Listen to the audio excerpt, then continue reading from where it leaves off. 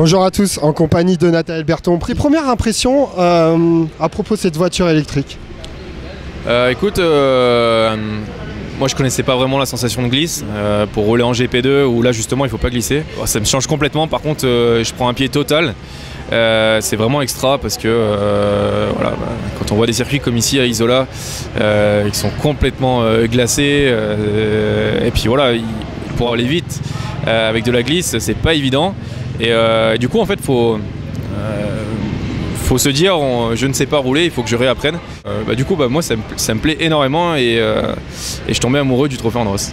Qu'est-ce qui différencie un peu les trajectoires que tu peux avoir en GP2 et les trajectoires qu'on peut retrouver ici? La notion de trajectoire existe toujours, par contre il faut la penser différemment, c'est-à-dire qu'il faut vraiment privilégier la sortie, avoir les roues droites. Malheureusement c'est très compliqué d'avoir les roues droites sur la glace, mais voilà, faut penser être à fond le plus souvent possible sur le circuit et donc pour ça en fait il faut placer la voiture en entrée, avoir la bonne vitesse d'entrée aussi qui est très important et puis voilà, c'est un mélange de pas mal de choses et on se rend pas forcément compte parce que quand on va vite sur la glace on n'a pas forcément l'impression d'aller vite justement, et quand on en fait un petit peu trop c'est là où parfois on va moins vite, donc c'est assez compliqué de jauger.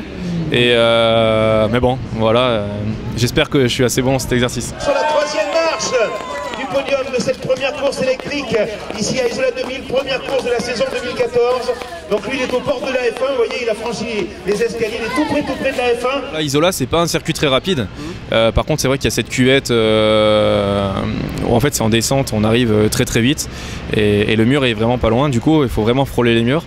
On arrive à peu près à 100 km/h, ouais, peut-être un petit peu plus, ce qui peut pas paraître énorme, mais par contre sur la glace, je peux garantir que ça fait vite parce qu'on s'arrête pas du tout comme sur le mouillé ou comme sur le sec sur la route.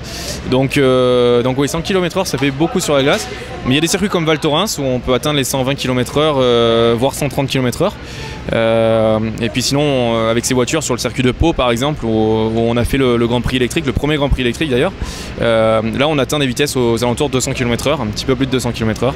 Donc non, c'est vraiment des voitures performantes. Après il y a beaucoup d'aléas qui peuvent se passer, mais voilà, si je pars en première ligne et en pole, je suis assez confiant. Pour Nathanaël Berton. C'est vrai qu'il est pas terrible. On peut l'enlever maintenant, on l'a vu. Je suis gentil. Allez, voilà, vous pouvez mettre votre casquette maintenant les gars, vous serez plus jolis quand même. Voilà, je vous recommande donc ce podium, Nathanaël Berton pour la pilote vainqueur, deuxième représentant Michelin d'Azur pour Christophe Perrier et troisième représentant Andros pour Franck Lagorce.